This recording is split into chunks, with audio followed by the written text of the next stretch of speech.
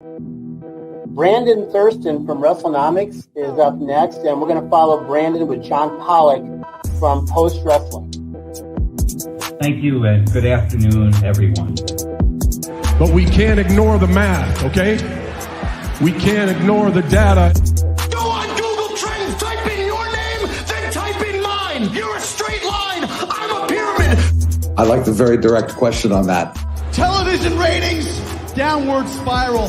Buy rates, plummeting. The time is now to turn the math around.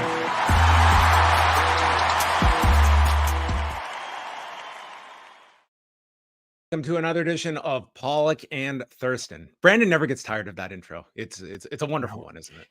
No, it's the graphics really put that one over the top. I think I've been meaning to tell you. I think you jump in just before the music is over with, and no one can hear you quite yet. I'm aware of this, and I've been trying for the last 3 weeks to be getting my timing down, because I think there is some. Because sometimes I've noticed like there's a gap between it ending and when I talk. So this is my internal battle that we will wait till you see yourself back on the screen. Give me 6 to 8 weeks. We'll have this one down. Also, credit to StreamYard, who you notice on the video clips, it does not default to loop, whereas background music it is set to default to loop. Yes. So anyway, these are all the things that struggles. People tuned in today to hear all about the machinations behind StreamYard. But how are you doing, Brandon? How are things in Buffalo? Are you due for snow like we are in Toronto on Thursday? I haven't heard the snow rumors yet. We're getting 15 centimeters on Thursday if they are accurate. Wow, that's a lot of centimeters. That's a few inches at least, I think. Yes. This is the Canadian-American divide that you get on this show. We have a lot of news that we're going to be getting into. If you want to send in any super chats, you're welcome to do so. But we have a very special guest that's joining us right off the top, as we are going to be continuing our look into the various allegations against Vince McMahon, against John Laurinaitis, against the WWE, and this individual has been at the forefront of a lot of the reporting over at Vice News. Real pleasure to be joined by Tim Marchman, who's with us. And Tim, thanks so much for taking some time to chat with us about it. You have been doing some outstanding work over at Vice, and you were definitely someone Brandon and I wanted to have on the show to talk about. I really appreciate that, and thanks for having me. As we go back, it almost feels like it's been ages at this point, but it's only been a couple of weeks since the Janelle Grant lawsuit dropped. And just starting from that beginning point of this latest investigation into WWE and Vince McMahon, I mean, reading that lawsuit for the first time, Tim, I mean, how different was your reaction to that versus the Wall Street reporting that came out in 2022 versus Vince McMahon, that this one has taken, to me, a lot more of it's just had that much more weight that I feel it has carried with people versus in 2022, where you still did see, I think, a lot of Vince McMahon defenders. And this one, it has been a lot more, I would say, cut and dry when you're getting into such gritty details as the lawsuit outlined. Yeah, I think it's a couple of things. First off, the allegations are so graphic and extreme, and they're very credible. The text messages in the suit, for instance, McMahon and TKO, no one has really disputed those are real, and they significantly buttress the credibility of the story. And aside from those things, the lawsuit goes into so much detail about people who would have been aware there was something inappropriate going on, even if they didn't know every detail. That it makes clear that this appears to have been known and tolerated within WWE, which raises a lot of questions about the company, as well as the fact that there's the specific allegation of trafficking, which is something I cover. And it's, it's a word people throw around a lot, and in a lot of different contexts, it means a lot of different things. But in this context, you're talking about what is alleged to be a commercial sex act using force, fraud, or coercion, like pretty cut and dry. If what she says happened, it meets that definition. And it's not really a surprise that now we've learned there is a serious federal criminal investigation into that, which is not good news for Vince McMahon. Yeah, thanks for joining us, Tim. I was just wondering if you could tell us a little bit about how you ended up covering this for Vice. It's something that I've been thinking about, at least over the last few days or so, is just how much mainstream attention this is getting in some areas versus others, and obviously Vice News is sort of a general news outlet. Yeah, so over the last several years, along with my colleague Anna Merlin, I've been covering the anti-trafficking industry, and in particular, we've done a big series of stories over the last several years on Operation Underground Railroad. That's the anti-trafficking group previously headed by Tim Ballard, who was the big box office hit from last year, Sound of Freedom, was made about. We started looking into that group because we thought some of their stories just didn't add up. They presented this image of like paramilitary heroes jumping into countries in the developing world and personally liberating sex slaves and making all these claims about their work with domestic law enforcement agencies that just didn't turn out to be true. And at this point, Ballard is now being sued by a number of women and being investigated in a number of jurisdictions over sex trafficking claims against him. It's a really complicated story, but it has some parallels to the allegations in the WWE case, because you have this charismatic founder who's accused of trafficking women who are reporting to him. So when I saw I'm a longtime wrestling fan. I could have guessed. I'm pretty familiar with the general background of, McMahon's alleged behavior over the years. So one of my colleagues, Manisha Krishnan, wrote our initial story on the suit, but having some familiarity with wrestling and with trafficking, it felt like, just hopping in and seeing if there was some stuff to cover. And, it's turned out there's, we've been able to get some new information out, which is good. It's a big, complicated, messy story. And if you can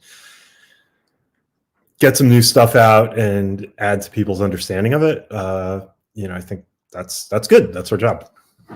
Last week, we had David Bixenspan on the show, and he was mentioning the fact that back in 2017 that the New York Times was attempting to put out an investigative piece into Vince McMahon. But one of the issues that a lot of the women that were speaking with New York Times representatives was the fact that they just didn't quite understand the industry, the ins and outs of it, that someone such as yourself, like, that has to be, this thing that we don't typically look at as a big detail, but hearing something like that, it's a huge thing when it comes to the trust of an industry that really does not have a healthy amount of trust in.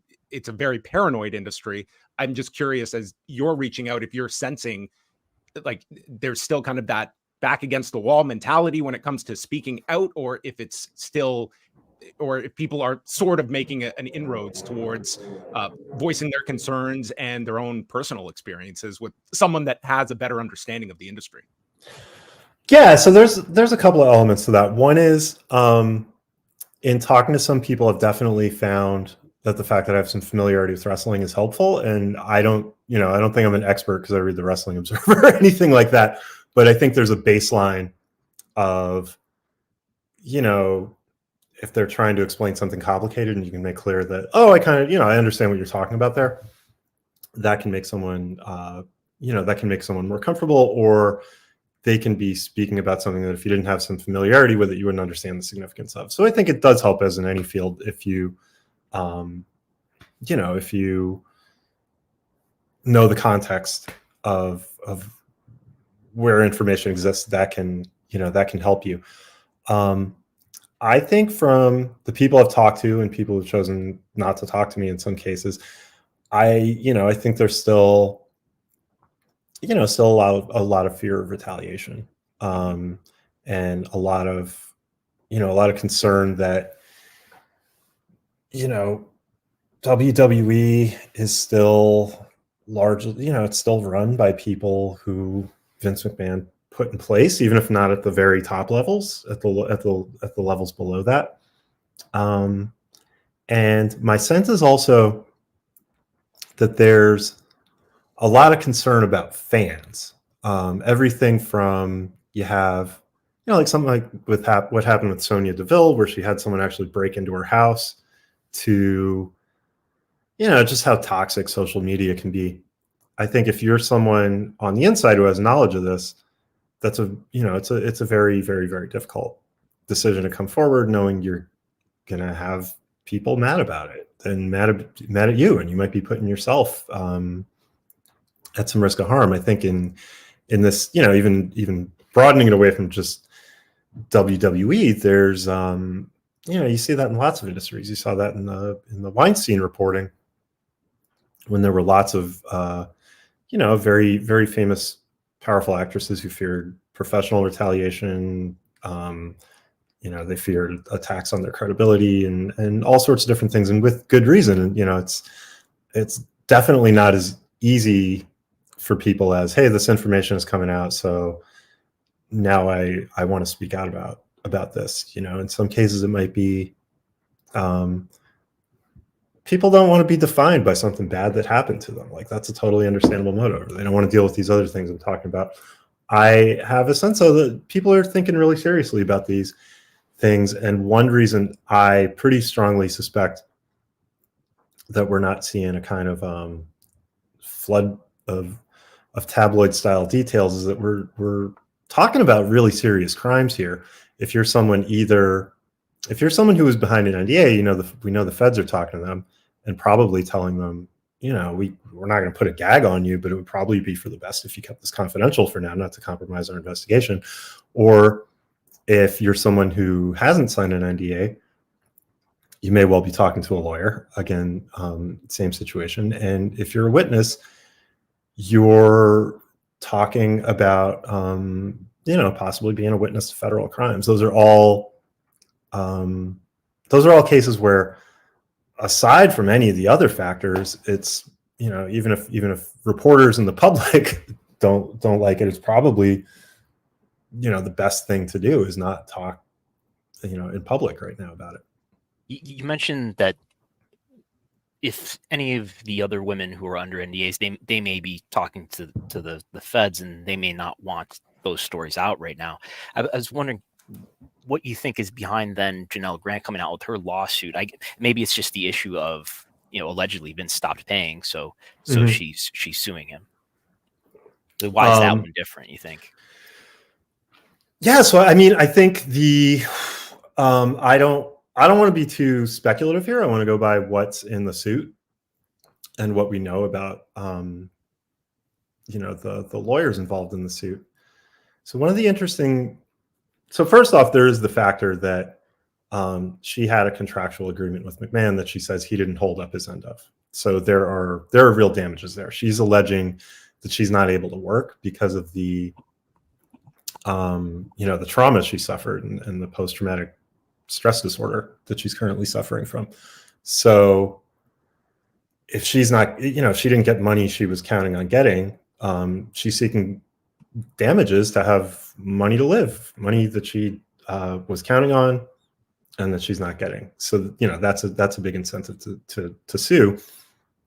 But also, a lot of the lawsuit is concerned with voiding the NDA, not just on the grounds that the contract wasn't fulfilled, but also that the language in the NDA was too broad and not specific enough to legally hold. Now, when you put that together with the fact that Ann Callis, the lead attorney here, has a background in class action, and that she has spoken about hearing from, other people, my guess is that part of the strategy here is to broaden the suit, whether that means other people bringing lawsuits or other people joining this lawsuit. Those would both, to the best of my knowledge, be avenues that are available to them. And I would guess that this is going to get bigger, this suit. When it comes to Edward Brennan, who's the attorney for John Laurinaitis, and covering cases like this, Tim, is this sort of out of the norm for a defendant's attorney to be kind of as public as he has, as we're talking about, a lot of figures in this that are keeping a relatively low profile, Edward Brennan seems to be someone that at least is getting his client's message out there in a pretty clear way throughout this reporting that you've been conducting over the last few weeks.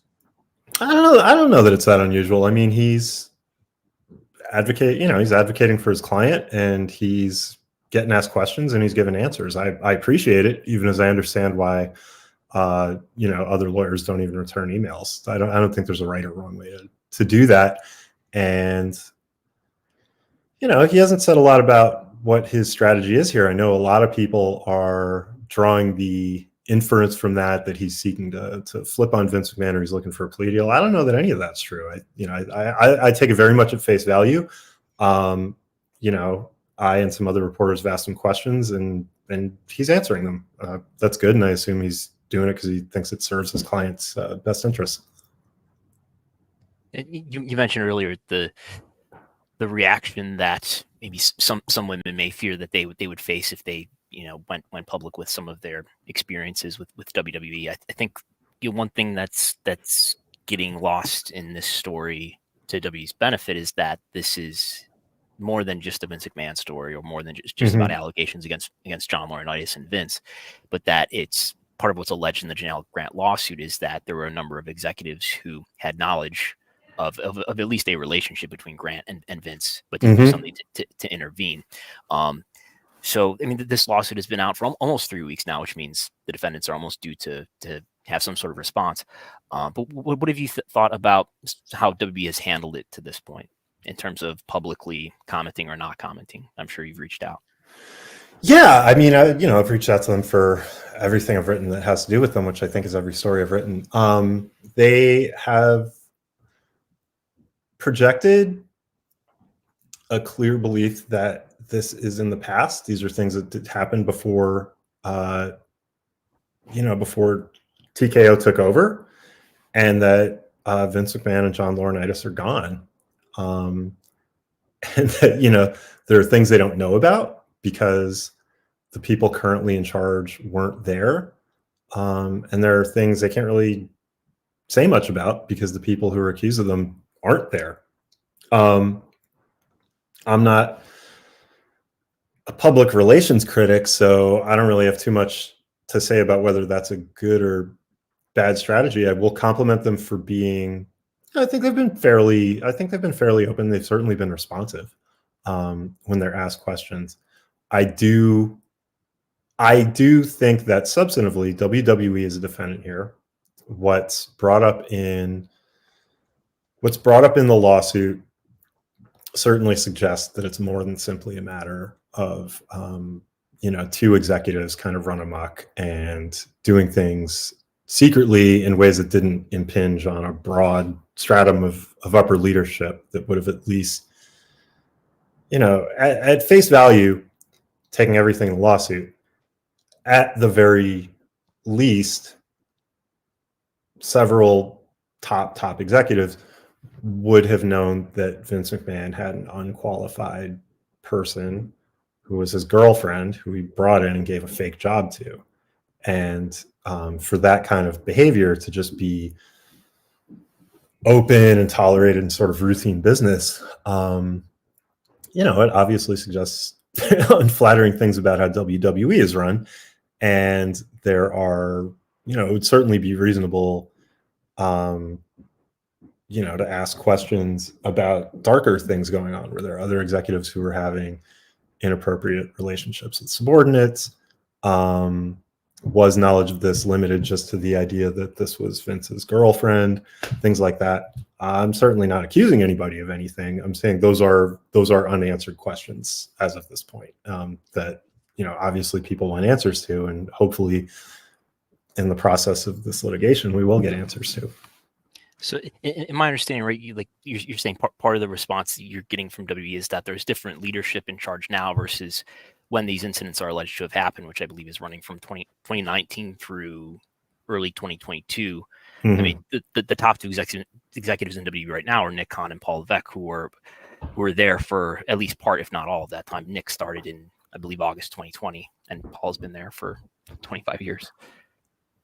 Yeah, certainly. I think it's totally fair for them to say, hey, Vince McMahon isn't here anymore, and the ultimate top people at TKO wasn't at there. TKO, at TKO weren't here at the same time. It's like, come on, especially because obviously so there's two things. One central part of this is the whole process of WWE becoming part of TKO, and we know that at the least they knew it was in the Wall Street Journal, and we know that some of these executives knew more than that. We don't know how much they knew of what was in the suit, but we know they knew more than they were reading in the paper. They knew enough to list McMahon as a risk in SEC filings and all that. And I'm sure they did due diligence when they were exploring the notion of a merger, and I'm pretty sure that's even stated in some of the filings that they put out there. Information about the merger deal. I think a lot of the bigger questions here have to do with that, and it's a question I've definitely put to them. Is like, you put together this $21 billion deal, knowing all these NDAs were out there, knowing that you were kind of buying a box of radioactive material. Now the radioactive material is going off. Like, what kind of investigation did you do prior to that? What kind of due diligence did you do before that? I haven't gotten a good answer to that, but it remains a question I have, and that I imagine probably some shareholders have, is we know there was this big investigation in the NDAs. What kind of broader investigation was there into McMahon's behavior? Because, if you have somebody who has all these NDAs for inappropriate behavior with women, you can presume there may be women who want to bring forth those allegations and haven't signed NDAs. Was there an investigation into his broader pattern of behavior going back all this time? So that's kind of one set of questions. And then there's another set of questions that I class with those, because they both have to do with potential liabilities here and what kind of diligence was done into them, which is that, so we reported on the previously unpublished portion of the Ashley Massaro affidavit. And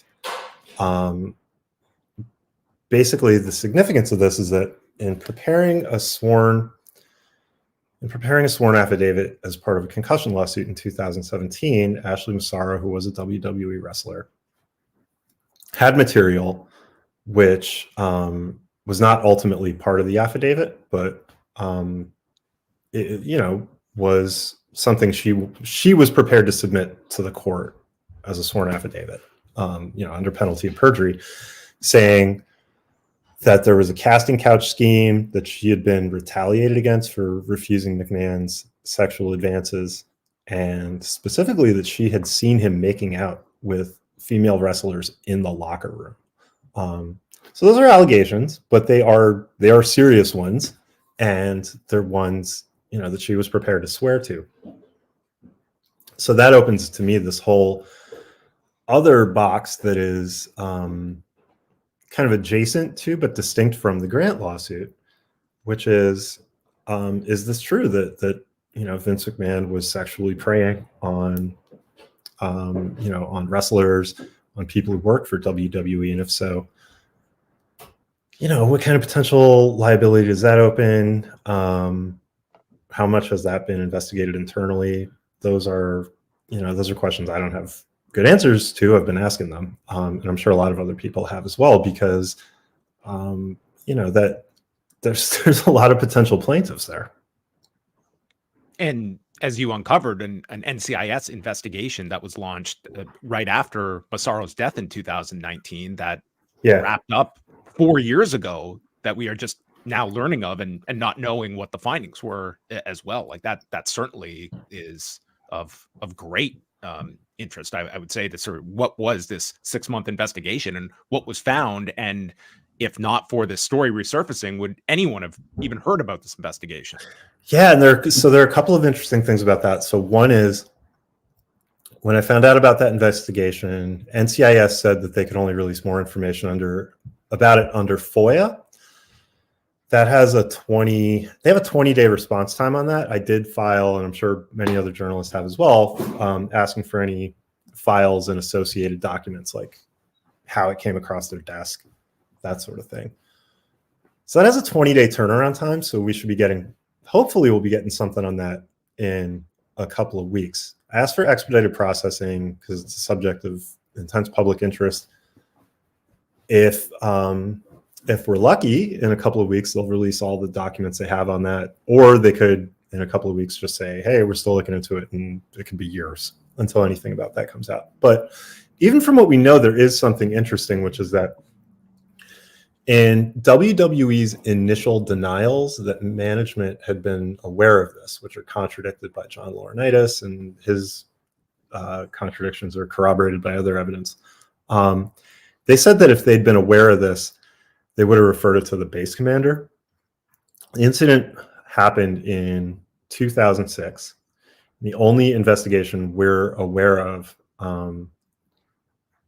started the month after Massaro died. So this is just an inference, but I think it's fair to infer that military investigators became aware of the affidavit, possibly due to publicity, and then they decided to look into it. So it was a 6-month investigation. It's possible that it might confirm her story. It's possible it might refute her story. It's possible they might say too much time had passed and we couldn't really investigate it. We don't know.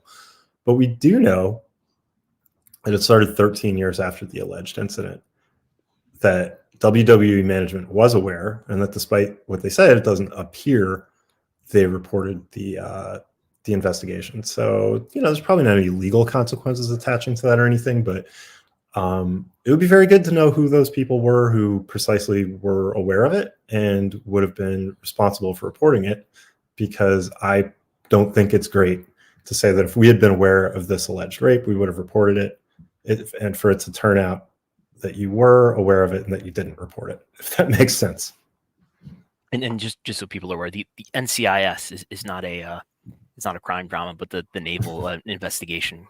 And so the reason they're looking into it specifically is that Massaro alleged that she became dehydrated and she was taken to a medical clinic at a military facility, and that there someone who represented himself as an Army doctor assaulted her. So I know in the past there had been reporters who had they had filed FOIAs with the Army, but in my digging around, it became clear that she had been taken to a clinic that was staffed specifically by Navy personnel.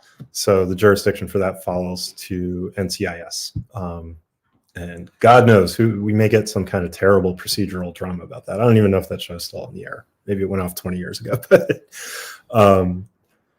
they looked into it. I'm going back to the comment you made about a lot of the women and one of their concerns being fans out there as well. And I think that is an aspect to all of this, that if you are someone that has undergone, harassment of any degree, and you're just looking at so much of this came out 2 years ago, and here this individual in Vince McMahon is met with a hero's embrace walking out on television days later. And there was it's like, we look at this Janelle Grant lawsuit and how much is on the victim to just disclose the most horrific of details, attaching a name, attaching a face, making this a real person that this all happened to. And it just seems there's such a burden on these victims to have to leave the skeptic there with no other alternative but to give them credence to these allegations. I completely understand why these women out there would be like, who would want to take this on beyond just having a belief that they're doing the right thing? Like, there's just so much that I don't think I could accurately sway someone in that decision if they were on the fence about it. Yeah, it's tough, especially because the question is kind of what's the ultimate benefit of that. If it's to prove that Vince McMahon is a bad person, the allegations are out there and people are going to believe them or not. You're not really he has been accused of behavior that's so extreme. There's really not too much more I don't think you could do to further blacken his reputation. There are many motivations someone might have for coming forward or not coming forward, and all of them are good and acceptable. It's not on survivors of sexual misconduct or violence to do anything in particular other than what is best for them. and their families, and everyone has a different situation. But I do think that there probably is value in some of the stories that people have to tell that wouldn't just be corroborative of the sort of thing we're talking about already, because the part that's opaque to us is really about who knew what, are those people still there, and how did and does WWE work as a system. And that's where I really hope people with knowledge of that can and do come forward through whatever means, talking to reporters, engaging the legal system, or really whatever, just because I do think those things are inherently important to know about. And I also think that most institutions, when they suffer a kind of reputational hit of the scope of the one WWE has, their instincts are going to be to kind of do damage control and then to put it in the past. And that's understandable. That's not saying anybody in charge of WWE is doing bad if that's what they're thinking. If they're thinking we just want to move forward, we don't want to dwell on all this stuff from the past. They have a big business to run. They have a lot of people they're responsible for, and there are doubtless a lot of people in charge who have nothing to do with any of this stuff, and are concerned about it from that angle.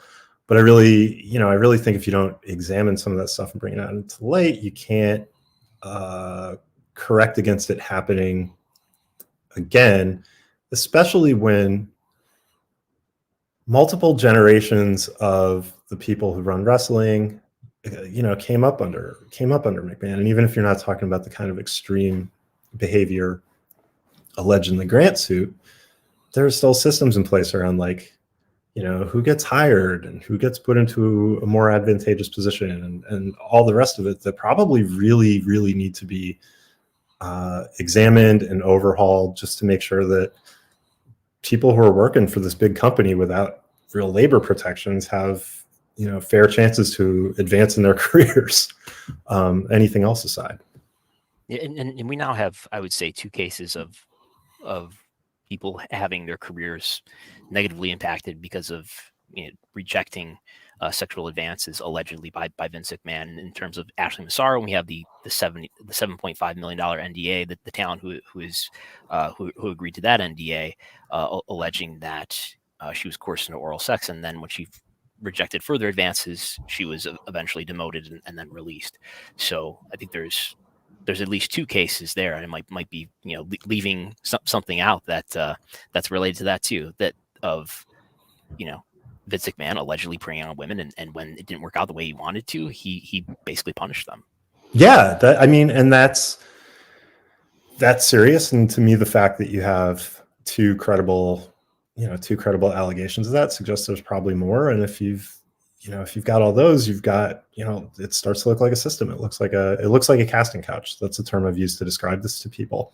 And that's really disturbing, and there's no place for that.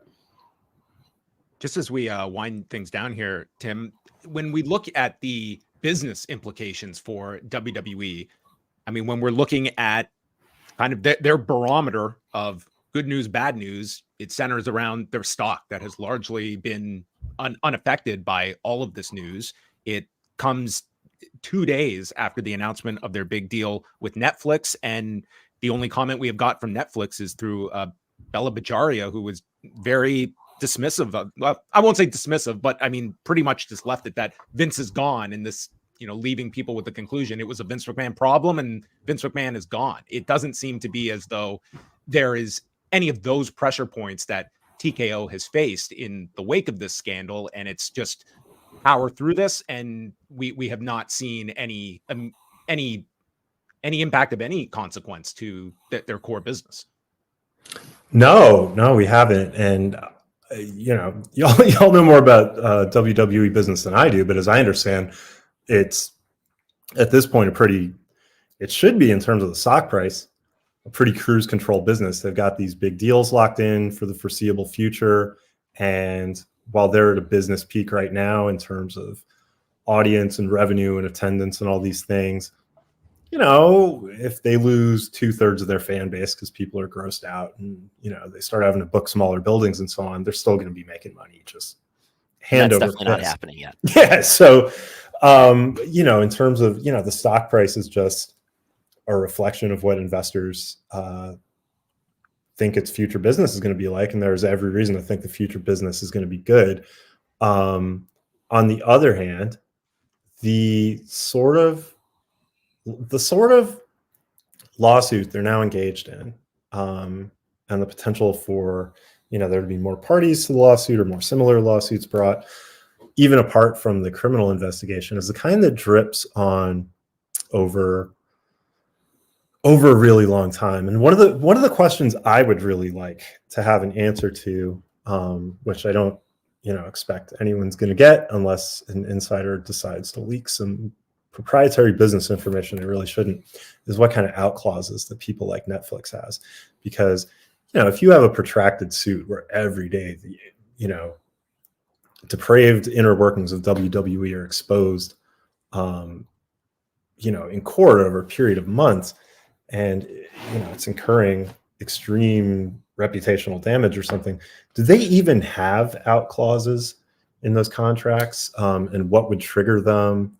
Those are the sorts of questions I'm really curious about, because this isn't something I know, but I think is a matter of common sense, is that if this lawsuit had been filed a week earlier than it was, would Netflix have signed it, or would they have signed it in this form? Like, obviously that's probably not, or they probably would have rethought it. That's all that's to say, from what I know, I don't see how this would seriously affect their core business, unless it did. And I guess that's a little bit of a lame way to put it, but I wouldn't write off. I really wouldn't write off that possibility.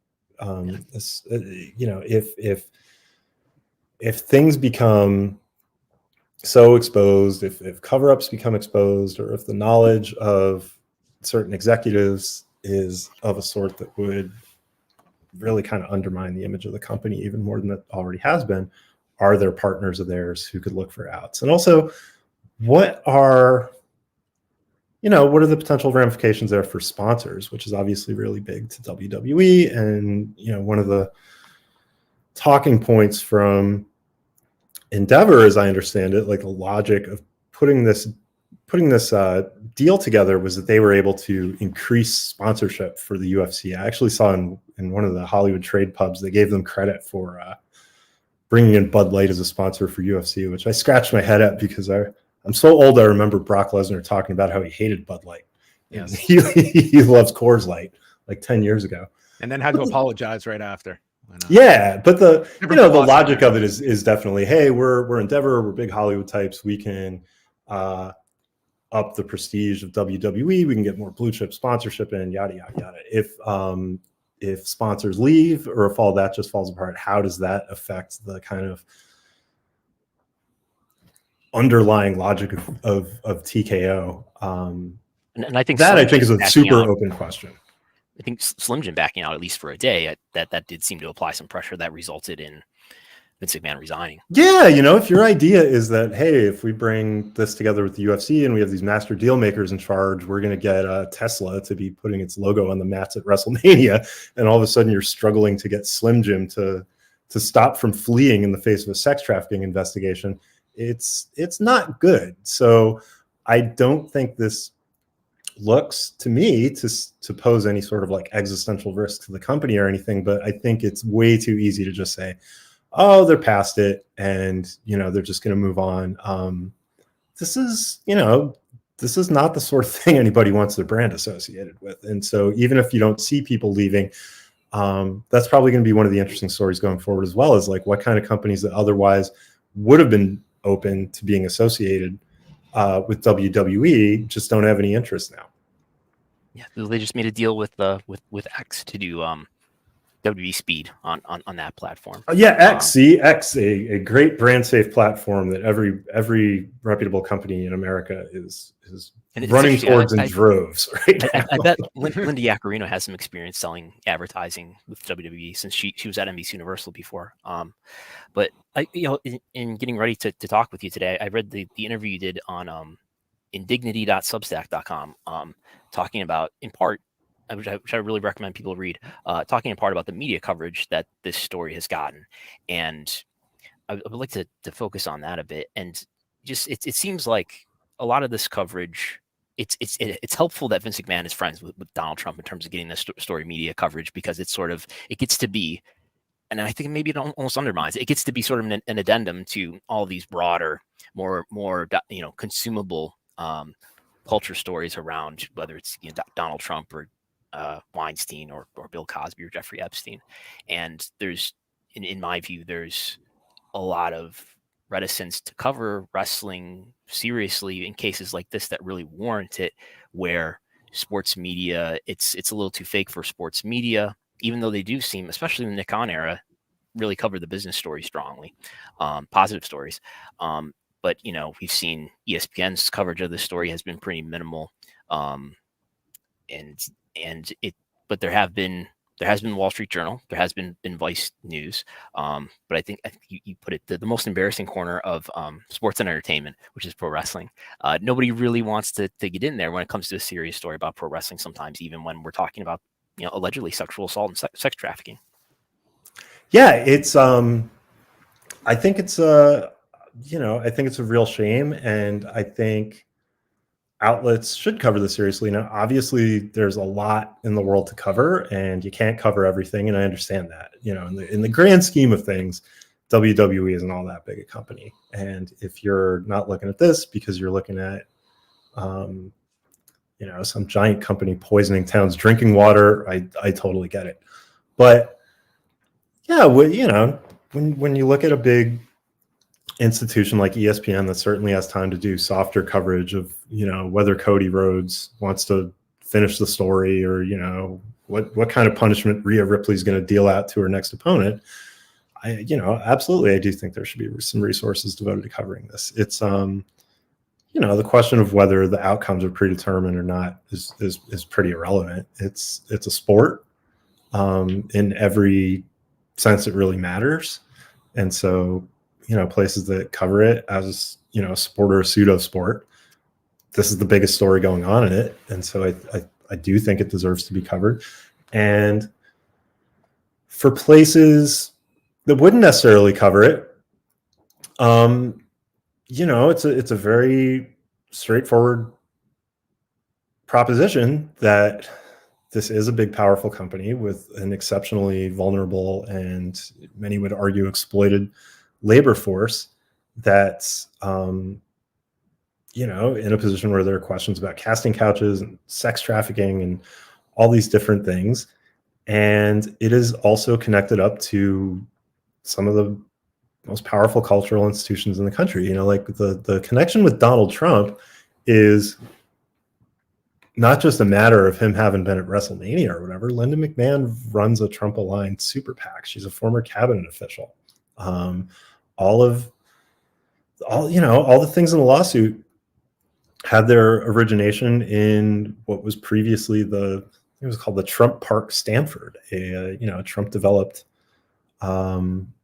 luxury condo where the McMahons bought one of the first penthouses. There were some of the first people in there, and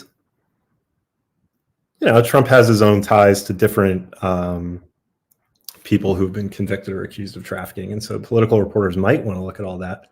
But when you look at those kind of ties, or the fact that there are serious questions about like how much of this Ari Emanuel knew before he decided to plunge ahead in the deal, you're really talking about some of the most powerful people in America and Vince McMahon's direct connections to them. And that's not to hold them accountable for his alleged behavior, but it is to say that whatever someone makes of wrestling, and I think on its own terms it deserves serious coverage, this isn't an abstract thing. This is how the friends, business associates, business partners of some of the most powerful people in the country are treating the people who work for them. And if you're okay with that, you're okay with that. If you're not okay with that, you're not okay with it. But the biggest thing that sits with me is just there's a lot we don't know about that. And I hope we get answers. I'm going to be looking for answers. I know other reporters will be. And I really hope we get them, because this just isn't the sort of thing that should be tolerated in powerful circles, or any circles, but especially not the ones the masters of the universe move in. They have control over people's lives. They have control over people's futures. And, this is how one of their close associates is apparently behaving. Well, Tim, you have been very generous with your time. And this is where I would usually ask what you're working on. I would imagine you probably can't disclose what you are working on, but I know that everyone that's following this show will be following your coverage along with your colleagues over at VICE. And we just want to thank you very much for taking this extended time to chat with us, and tremendous reporting on your behalf. This is all very important stuff, and you're somebody that I think a lot of people are leaning on a real elevated platform that can be drawing a lot of attention to what's a very, very important story. I really appreciate that, and I don't know if I'll ever do another story on this. If there's, if I don't find anything out, then there will not be anything to share. But I'm certainly going to be asking the kind of questions we've discussed here. I know other reporters, and really importantly, other lawyers will be. And so I guess the one thing I would say is, if people are feeling frustrated that it seems like nothing is happening, these things play out. They can play out on a really long time span. Just let me take 1 second to just give an example of that. I was mentioning that my colleague Anna Merlin and I covered Operation Underground Railroad for a long time. We got information last, I think, June, corroborated information that Tim Ballard had left Operation Underground Railroad amidst multiple claims to the board of sexual misconduct. And we weren't able to report that until September, just because it took a long time to, nail it down and kind of nail down what had happened and what we were actually talking about. I understand that with something this kind of seismic, people want to know everything. I really do think the information people want to know is going to come out, and I really do believe that there will be accountability for people who, were aware of it or complicit in it or whatever you want to say. But it just takes a while. You're talking about serious criminal accusations and a legal process that rightly gives the accused, in both civil and criminal cases, a lot of ways to defend themselves. It's a slow process. It should be a slow process. This isn't something where anybody's just going to take a broom and start pointing at people in WWE headquarters and say, you must have known about this. Hit the bricks. It doesn't work like that, and it shouldn't work like that. If we want serious justice here, we're just going to have to be patient. I don't think there's any danger of it being forgotten about, or the process not going forward. Even as earlier I was talking about my fears that maybe people will be able to just put it in the past. There's too much of it. Do you want to give out any information in case there's anybody out there that maybe does want to reach out to you confidentially? Is there a direction you would like to give out? Yeah, absolutely. Give me 1 second just to pull up my own signal number, because I don't have it offhand. But you can always email me at tim.marchman@vice.com, or signal me at 267-713-9832. And just to be clear, if you want to reach out, I am not going to ask you what are the horrible things you saw or experienced or anything like that. I don't even need to know who you are right off the bat. I think sometimes people they don't know how that process works. I'm happy to start a conversation by just talking about generally what position you're in, how our process works, how we verify information, how we protect sources, what are good ways for you to prevent an employer or another party from finding out you're talking to a reporter, things like that. Can really start from wherever people want to start from. And I can also be direct messaged on Twitter. I have open DMs. It's at Tim Marchman. So Yeah, if you're somebody who's thinking about talking, or you're a wrestling fan who remembers an old interview that you think might be relevant, or you just have questions you want to ask about the FOIA process or whatever, reach out to me by any of those means, and I'm always happy to talk. And we'll include that in the show description as well, with that information if anybody wants it. But again, thank you so much, Tim. We appreciate all of your time coming on and chatting with us. It's been great to discuss with you what's obviously a very trying story for a lot of people out there, but super important one, of course. Yeah, appreciate your work as well. Thanks for having me, and maybe I'll have me back sometime and we can talk about like AEW booking or something less depressing. Will Cody finish the story? Cody finish the story? We'll get to the investigative story. All right. Thanks a lot, Tim. All the best. Thank you, Tim. Take care. All right. Tim Marchman joining us from Vice News. And I mean, there has been, in the last week, I would say, Brandon, there has been, some reaction that we have seen from various individuals around Vince McMahon. Bruce Pritchard did semi-address this on his podcast. I mean, basically addressing it by stating he can't address it. Yes, he did. For legal reasons. For legal reasons. He said that I'm not at liberty to discuss any legal matters with the company whatsoever, and there can't be a response from a legal standpoint. As you can ask till you're blue in the face, that's going to be your answer. I'm not involved. I'm not being sued. I'm not accused of anything, and it's a legal matter. So that is it. He said that if you work at a large company and your large company is being sued, then there's very little that you can say about it. And if you do, that's a good way for you to lose your job. Yes. So this is why he can't answer. Did Vince, text you or call you to give you suggestions about creative between July 2022 and January 2023? Is he texting you now and calling you now about creative and giving you suggestions about what we should do with creative, even though he's resigned from the company? That's for legal reasons. He can't answer that. No, until he's blue in the face, which is quite the ability for someone to both be able to be blue in the face and red in the face. Yes. Bruce Pritchard has been able to do throughout his career. So yes. Beyond that, I mean, I would say the most significant name out there in terms of somebody, within wrestling, I would say Bret Hart came out pretty strong in terms of his condemnation of Vince McMahon, and even apologizing, like he disclosed recently to Rita Chatterton, who he had been not just dismissive, but just like some pretty appalling, depictions of Rita Chatterton in an old interview, and just stating that he just never believed that Vince McMahon could have done something like that. And he gave Vince McMahon, he stated it, like reading those text messages, that was Vince McMahon, that he was reading those texts and doesn't have any doubt in terms of this, and certainly believes Rita Chatterton now, and saw this as the last vestige of a defense that he ever had of Vince McMahon. But that it carries a lot of weight when you have someone the level of a Bret Hart that is stating this, as opposed to someone that doesn't have that kind of long-term history with Vince McMahon. Yeah, I mean, clearly the details that are disclosed in the Grant complaint have changed the way people feel about this.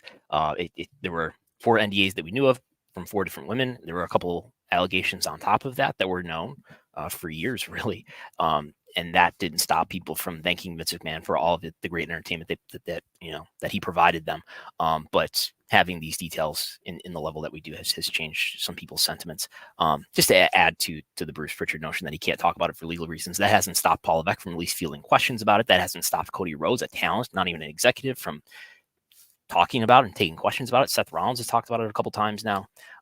There are plenty of questions that can be asked. Now, whether or not people want to answer them is another story. They're at liberty to say or not say what they want.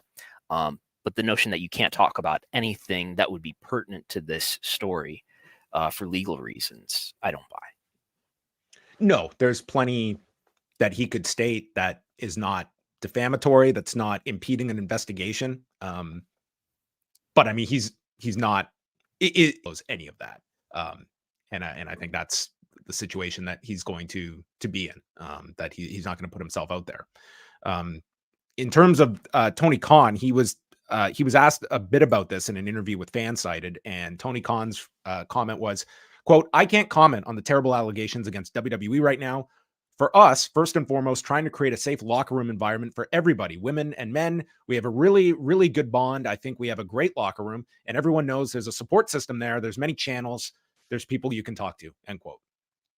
So it's sort of just a general comment on the AEW locker room in contrast. Yeah. And one thing that I think is important to emphasize when we talk about this story too is, yes, this is not just a Vince McMahon story or John Laurinaitis story. It's a WWE story, but it's also, this goes beyond WWE, clearly. I mean, there's been stories for years, and we can just think about the speaking out movement and how many stories that disclosed across mainly independent companies. But clearly there are systemic issues and questions that need to be raised towards not just WWE, but all the other companies, including AEW as well. And, we've heard things that that can't be reported because you need victims to be on board with disclosing those things. But there are a wide range of sexual misconduct problems historically in this business across virtually all wrestling companies.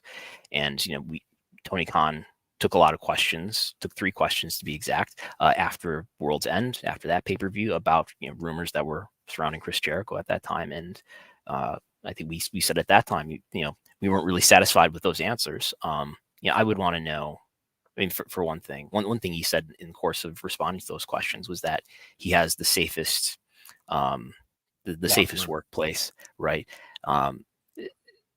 After you read the Janelle Grant lawsuit, that sets a pretty low bar. And he was pretty non-specific about what talent would really do. I mean, I would want to ask him, if somebody came to you today and said, look, I'm dealing with, this sexual harassment problem with so-and-so, what advice would you give them?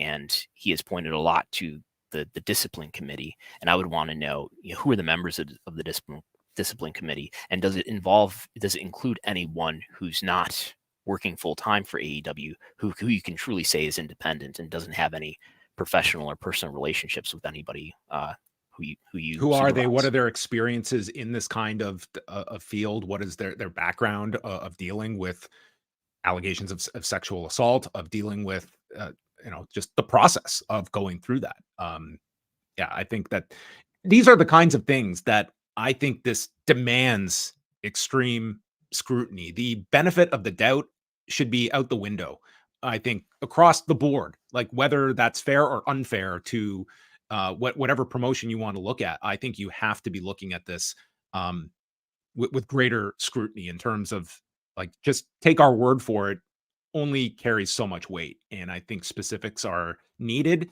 And we just are so locked into this industry that has no union, no association, and therefore protections for these performers they're out the window. Your leverage is in direct relation to your value to a company, but as a body of talent, these are not talent that are all unified, that do not have a third-party outlet to go to if they have issues, that can sit down at a bargaining table, that can be cut into various revenue streams. And when we're talking about just the basic core tenets of health and a safe work environment, like, these are all things that I think there can be improvements upon, and at least more of a spotlight onto what are the practices in place. And this is an absolute extreme case in Janelle Grant, but that does not mean or diminishes other people's experiences in some of these workplaces that would not fly anywhere else. And I think, like, this, anyone that is running a company, I think, should be looking at this as, what can we do better? And transparency is something completely lacking in this industry, in these fields. A lot of it in WWE, what we know about WWE is partially because it is or was and is now part of a publicly traded company, and there's a certain amount of transparency that the SEC requires because of that. And that, the financial issue around these NDAs being basically non-recorded company expenses is, I would have to think through it again. Maybe the only reason that we know any of this in the first place. if I could go back to Bruce Pritchard again for 1 second, it's not as relevant that he talks about this. He is what the executive producer. I don't know what his title is. He's not among the leading executives in WWE. We have heard questions asked to Paul Levesque, a few of them. We've heard nothing from the number one executive, who is Nick Khan, about this. There's been no official statement from WWE. There's been a statement by TKO, but not from WWE itself. Nothing in Las Vegas last week in conjunction with the press event that they held as well, because that was the point you brought up. I mean, this is not just a big event for WWE. It's his hometown, and you would think that, they are strategic when they put Nick Khan out there, and that would have, to me, made sense that would have been, if all things were equal, a time that you would have Nick Khan out there doing the rounds and, speaking. Yeah, and so I don't want to make it sound like we're saying Bruce Pritchard needs to speak about this, but it would be nice to hear from Nick Khan, who, and before Bruce Pritchard and anybody further down the rankings here, the lead executive needs to be asked questions about this.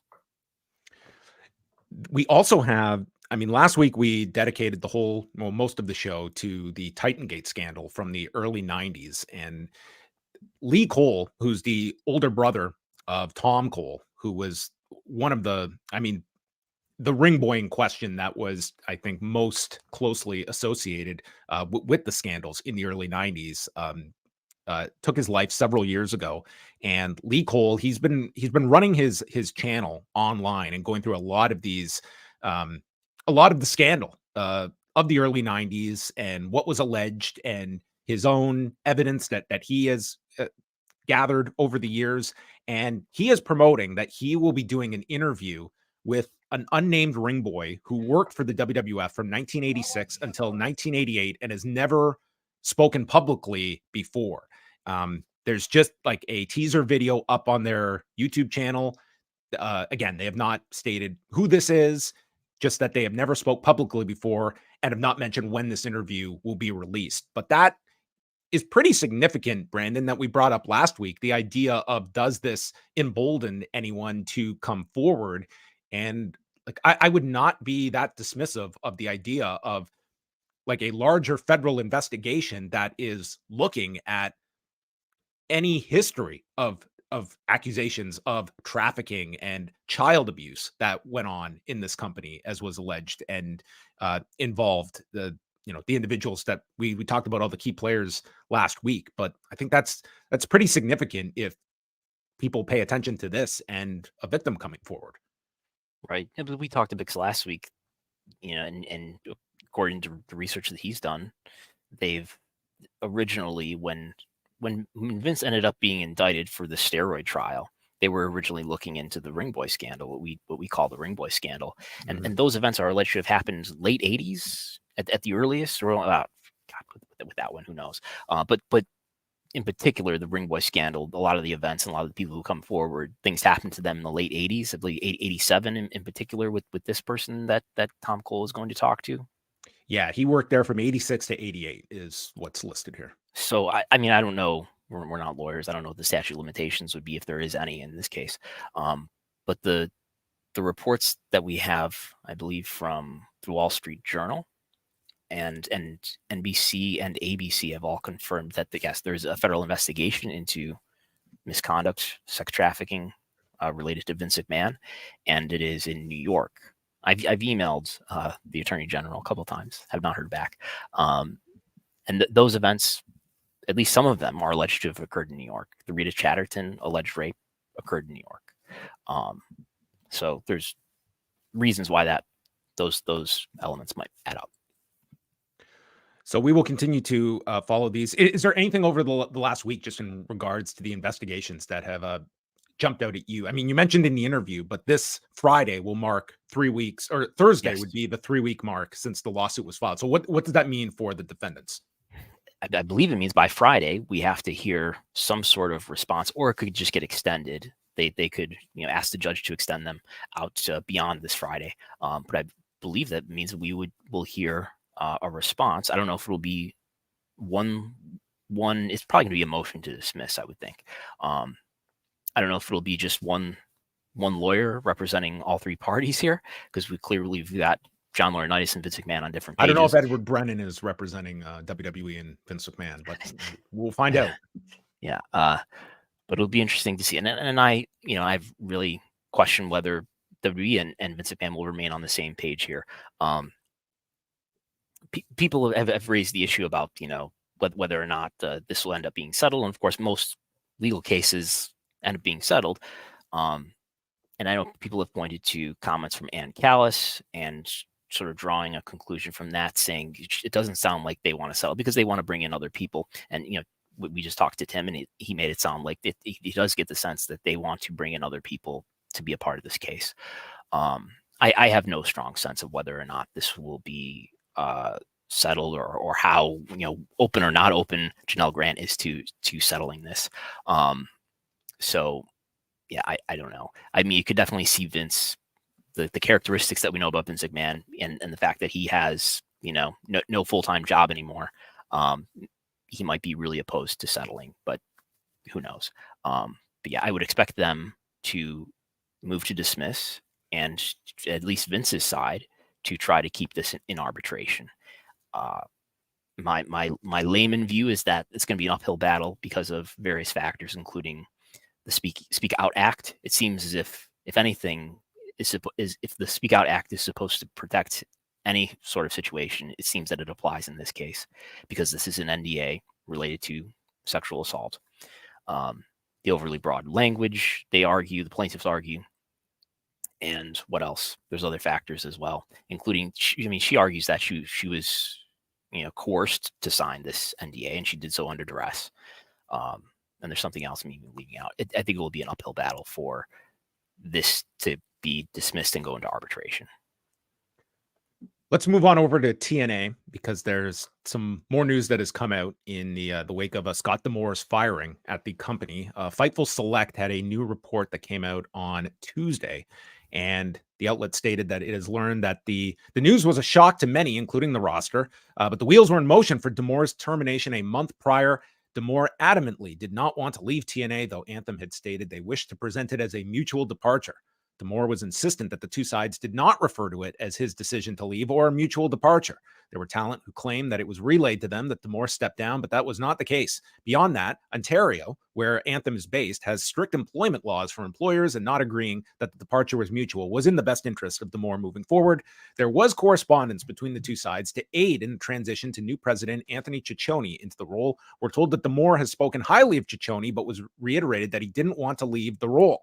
A couple of weeks after his termination became evident, D'Amore made efforts to buy TNA, which were outright rejected. And the rest of that report can be read at FightfulSelect.com, but does sort of give you an indication here of when the offer came from D'Amore to seem to be like a last-ditch effort was to make the attempt to buy TNA, which it seems Anthem was not interested at all. Also added to this is a report from Nick Hausman at House of Wrestling that Ed Nordholm, who was at one point the president of Anthem Wrestling Exhibitions, and I don't know how many different changes that title has gone. They go through a lot of titles. But I mean, essentially, it was Ed Nordholm overseeing Scott D'Amore and Don Callis back in 2017, and Ed Nordholm had been an existing executive at Anthem, is still an executive at Anthem, but is now, according to this report, no longer working with TNA, that will be Anthony Ciccione's domain moving forward. But this is a lot of movement on the executive level, and this site is probably getting a lot of updates with Scott D'Amore is still on it. Scott D'Amore is still listed. Scott D'Amore is still on it. Entertainment. Okay, yes. Well, they haven't updated that yet. So, what do you know anything as a resident of Ontario? Do you know anything about what might be being referred to here about labor laws in Ontario? I would have to speak with a lawyer about the specific advantage. I'm sure like there's certainly credence to like the difference of this being like a mutual decision to depart as opposed to Scott D'Amore being fired, which is what he is, and just what that means for him moving forward as well. I mean, Scott D'Amore has not stated anything publicly, but I think you can look at this as, somebody that obviously wanted to stay with the company. He was not looking to leave, and the attempt to buy TNA just seemed to be sort of, his last ditch effort of doing something with it. And I mean, we're going to see what, because TNA is in a position where it's not all that unlike Ring of Honor a few years ago when Cody's deal was up and the Young Bucks deal was up, and you saw Ring of Honor. It's like, are you going to put money into this? Are you going to be competing with AEW, or are you just going to be a content creator that fulfills the Sinclair syndication programming? And with TNA, are you out there and actively going to be going for significant free agents? Like we know years ago they made an offer to Chris Jericho. We know that they went out and they signed Trinity and at least had her for almost a year. We knew that they had interest in CM Punk. Okada just came onto the market. Are they going to be in the market for those talents, or are they just going to have, we're producing content and we're doing it under a certain budget and we're not going above and beyond what it will take to be, I will say, competing with the level of AEW for free agents? I think WWE is a different stratosphere financially. So we take this at face value that a lot of the issues that led to Scott D'Amore being terminated from Impact, Anthem, TNA is that it's budgeting issues. So I mean, I would have to conclude from that TNA is not profitable, and that they're losing money on this. It is creating content for Anthem, which owns Access TV. So I think there might even be like it might be a matter of accounting philosophy. Sort of, you're not paying any rights fee, I would think, for this, because you're just putting it on your TV and you're benefiting from the content, which you would otherwise have to pay something to get, something on Access TV from 8 to 10 on Thursdays. But I would think that this is not, in their view, profitable enough anyway. So, I mean, is there that much of an opportunity for a company at the level of TNA to gain a larger audience and generate more revenue? I would say that the opportunity is incremental at best.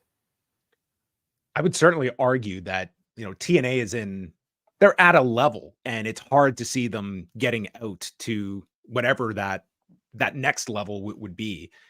But if you're looking for any encouraging signs, certainly like this last month was the first time you did see, they drew, I think it was like 1,200 and 1,600 on back-to-back nights in Vegas. They're going back to Vegas in April as well for their pay-per-view. So they're going back pretty quickly. And from the Observer reporting, like, did one of their best numbers in years on pay-per-view as well. So, I mean, we're talking about a great TNA number that would be a fraction of an AEW pay-per-view. But regardless, like for them, you were at least... And this decision comes after that, increase in consumer sales here. Yes. So, I mean, the next month or two will be interesting to see, because, I mean, the online response, it seems to be very much on the side of why did Anthem do this, and looking at it as, and I mean, the wrestlers have been almost as vocal. Like, you have had a lot of talent that are, how many of these talents were hired directly by Scott D'Amore? Of course, there's going to be that loyalty to many that, maybe they came to TNA because of the creative direction, the environment there, and how many are going to have that same loyalty to a company that got rid of this person that was the leader for TNA. Yes.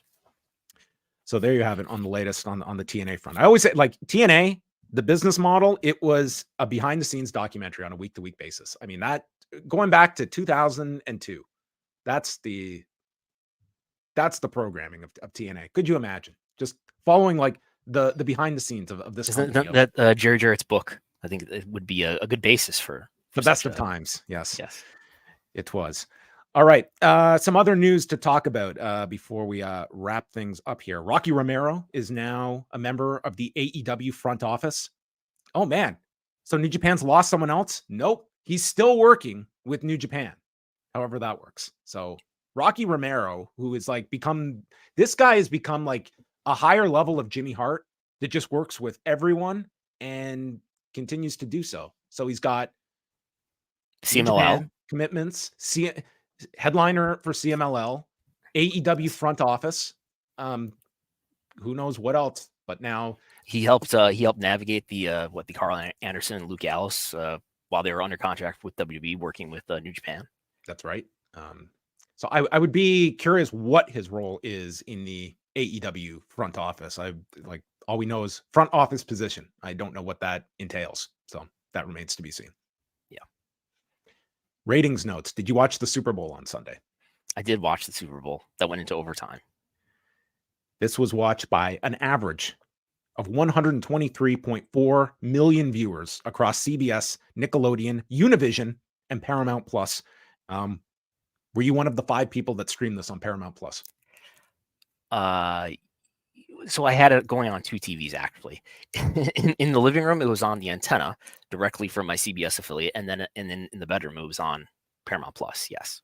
Oh, so you were streaming it on Paramount Plus. Yes, okay. Because 120 million of this number was on CBS, 2.2 million on Univision. So, I mean, the Paramount Plus, I mean, they, I don't know what the number was for Paramount Plus, but it was minuscule in the grand scheme of things. But a great night for CBS. So great that they did a mass round of layoffs like the day after this number came out. So that's thanks everyone for this record-setting number on our network, and you're fired. Wonderful network to work with.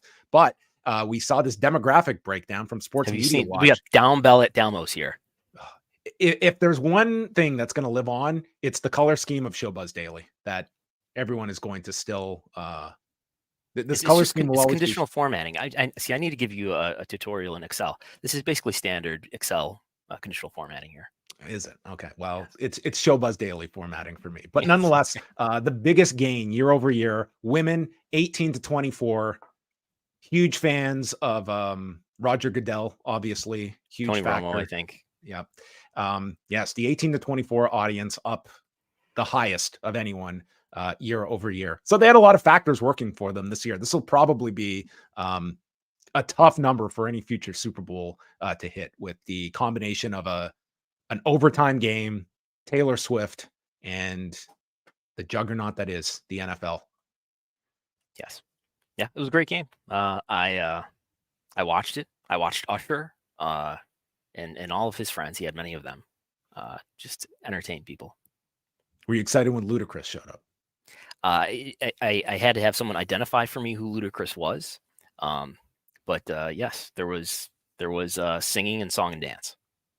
Which wrestler had the best Super Bowl ad? There was Jade Austin Cargill was in there. one. Steve Austin was in one. Jade Cargill was in a Super Bowl ad? Jade Cargill was in one with Aubrey Plaza. It was for Mountain Dew. Okay. Missed it, I guess. Okay. Well, yeah. Wow. They made such a big deal about it on WWE programming too. Did they? No. I doubt that. There was no mention of it at all. That's an outside project. No, you don't promote I guess those. so. But I know what you really care about in Canada. How did the Super Bowl do? 10 million viewers in Canada, folks, which is actually that's a pretty crazy number. This is on TSN, CTV, and RDS, and they measured 19, bigger than the Stanley Cup. Yes, I would say this is certainly bigger than the Stanley Cup. It used to be the Grey Cup would outdraw the Super Bowl in Canada, but now it's flipped. The Super Bowl now does bigger than the days of Doug Grey Cup. Flutie are behind us. Let's be honest. I mean, when Doug Flutie, that's our connection between the Argos and Bills. It's Doug Flutie. But 19 million unique viewers in Canada, which is half the population, which is kind of nuts when you think about that. Google tells me you have 38 million people there. Okay, so they're stretching it. No, not really. Like there you go. So 19 million people tuned in. I was not one of them. I was part of the other 50%.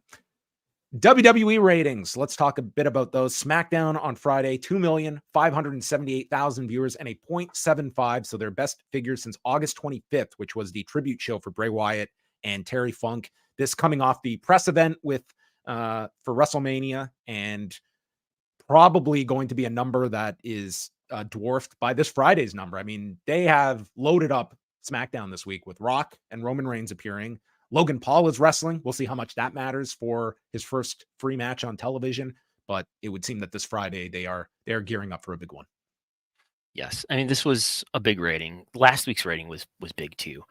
But I mean, what do you attribute this to? I think I attribute it to the hype coming off of the WrestleMania kickoff show and all that discussion and what had happened at the end of the episode the prior week with Cody sheepishly walking to the back and letting Dwayne have the spotlight. I mean, you can say what I want about the WrestleMania kickoff press conference, whatever it was, being a distraction in Las Vegas to. Was it a press conference? I think they called it a press event, excuse me. Press event. Whatever. It took attention off of the Vince McMahon story to an extent, the WWE Vince McMahon story. But look, this SmackDown rating is really good, and there's clearly a lot of interest, at least in the story around Cody, and is he going to finish the story, and what's Rock up to, and who's Roman Reigns going to wrestle? Rampage did 456,000 viewers and a 0.14 on Friday night. So this was their largest audience since April, largest demo number since October the 13th, and highest 35 to 49 audience since August the 11th. So my thought was, man, this must have had, was this some kind of like NBA lead in of some sort? It seemed like they didn't have any big lead in before this. So I found this to be a fairly stunning number that this Rampage did this level of audience. But Rampage is there's some weeks it just, I mean, we're not talking the craziest fluctuations here of numbers, but it sometimes really is a crapshoot of what garners attention on a Friday night for Rampage and what does not. But this was a big show by Rampage standards. They did have Mystico on this show. Am I right about that? Mystico wrestled Matt Sydal on the show. Yeah, there's nothing in the quarter hours. I'm not gonna pull them up right now, but there's nothing in the quarter hours that was like, wow, there's this big spike. I mean, it's only a 1 hour show anyway, but Rampage is up in February in one episode here against the February of last year. But it is, we are finally getting to the point where, like, Rampage, which debuted in August 2021, has basically been sequentially down since that point, but is now starting to do a little bit better than it did last year, at least for 1 week. But it was an impressive rating on the Rampage scale. Could Rampage become the number 2 show in the next 6 months? No, because we're getting very close here between these two. There was not a whole lot of distance between Collision and Rampage this week. Yeah, we have not been giving enough attention to the fact that, hey, we're out of college football season. Collision should be doing better, right? Yeah, I mean, even up this week, Collision was at 498,000 and a 0.15. Yeah, but we're looking at that today as a good Collision number. Yeah. I think that does kind of show you where things are. This was their best audience since October, highest demo of the year. Clearly, Esfinge has turned into an American sensation. Yes. Opening up Collision. Star Jr., Esfinge. They opened up Collision. And then we had Tomohiro Ishii. Huge draw in the main event as well. And then Raw on Monday night, 1,747,000 viewers, 0.56, first on cable, and beating out a pair of college basketball games that were airing back-to-back against Raw on ESPN. So, I mean, a little down from the previous 2 weeks, but I mean, still, kind of in line with what they're going to be doing. Yeah, and I can tell you in quarter hours that I will be posting for subscribers. We haven't seen quarters yet. Soon after we're done recording here. The Cody and Seth live promo had no ad breaks in it. It was the only quarter hour that had no ad breaks in it, but it did go over 2 million viewers. So, and what did this show average as a whole, by the way? 1.7 something. 1,747,000. Yeah. So it was a big spike. Had the benefit of no ads in it, but big spike for that segment, and the YouTube views for the Raw show, I mean, reflect that as well in terms of that segment having a lot of interest in it. So there you go. All of your ratings notes overall, a pretty strong week for both WWE and everybody. AEW. So we will see what Dynamite draws tonight, as they are in. I don't know where they are tonight. They're in some. Oh, they're in Cedar Park, Texas tonight. HEB Arena or Center or whatever it's called. That's right. Have you been looking at all at the WrestleMania events that week? Do you know what you're going to be doing in Philadelphia when you go down? No, I need to get with John Cena and ask him what I should to give me a path for the weekend. Well, you can go to postwrestling.com/mania for a whole schedule of all the events as curated by one John Cena. All of the events that are going down, from Stardom to Josh Barnett's Bloodsport to a Jeff Hardy concert. All of these and more happening WrestleMania week in Philadelphia and New Jersey. Are you in charge of this? Because your email is listed here. I am listed here. I will disclose John Cena did all the heavy lifting here of culling this together. I mean, when you have that cage match connection, you reach out. If there are I take all the errors. So if there's anything in there, which there is not, you can send me your updates. I've already got some updates from people, so they track us down. But that's all what is happening. It's not like the craziest WrestleMania week schedule. I feel we hit the peak a few years ago where it just seemed like it was 800 shows every single day. And what would you say that was? The peak was 2019, pre-pandemic year? I think in New York, certainly that first Dallas show in 2016, I remember there was just a insane schedule. But then, 2019, I would say was maybe where they built up the highest. And then is there as much of an appetite for the indie shows as there was, say, pre-AEW, before AEW took a lot of the talent up? I think it's a bit less. This year will be very interesting. Like Spring Break has already sold out. And I think Spring Break had kind of felt as though it had passed its real big peak, but there's a lot of demand for it. You can see they're getting very creative with their matchmaking. I wouldn't say we're at like 2018, 2019 levels, like pre AEW as a whole. Like there's going to be your winners and losers Mania week. Like there's some shows that will just die. And there's others like a Spring Break that's sold out. The Collective has several sellouts already. I think Stardom is almost sold out, if not completely sold out. And that's without even a match announcement as well. So it's like most Mania weeks where I think the unique shows are going to do well, where you have the most curiosity, or seeing a product like Stardom that you're not going to have too many opportunities to see live. Right. I am renting a car. I think that is in the travel plan. So it sounds like am I renting a car? No, I think I'm going to rely on public transit. I could rent one though. The only thing I am guaranteed to see so far is the Mark Hitchcock Memorial Super Show that I'm going to on the Thursday night, and the rest is all up in the air. Me and Wei are just looking at this like, what are we going to hit? Do you think we'll in on Friday or something? Thursday or Friday? Do you think you will go to NXT and WrestleMania on the Saturday, or are you just going to do WrestleMania? I don't know. I'm definitely going to go to WrestleMania. I have both nights, I guess, but yeah, I don't know if I'll. It's a lot of wrestling in one day. I'm not making any decisions at this point. This is you've got to make your. This will be the big reveal. Brandon Thurston's WrestleMania week schedule that you can unveil here. We'll do a whole episode dedicated to it. Okay. But there you have it, everyone. We are going to wrap things up. Again, thank you to Tim Marchman for joining us. Brandon is going to be back this Sunday. Patreon.com/Wrestlenomics for all of the latest news, what is going on in the industry. If you have questions, Brandon's got answers. Sunday, 11 a.m. Eastern time, which I found Brandon's commentary over New Japan, New Beginning in Osaka, a perfect mix at times. If you want to just have Brandon's voice over a 5-on-5 dog pound cage match, perfect Sunday morning viewing and listening. That's quite a choice. And later tonight you can watch Rewind to what's it called? Rewind to Dynamite. I watch it every week. I don't know the name of it. That's okay. Tonight, how's that going to be? 10 Eastern. We'll talk about Dynamite from the HEB Center with Daniel Garcia against Adam Copeland. Buffalo versus Ontario, the latest battle. So tune into that.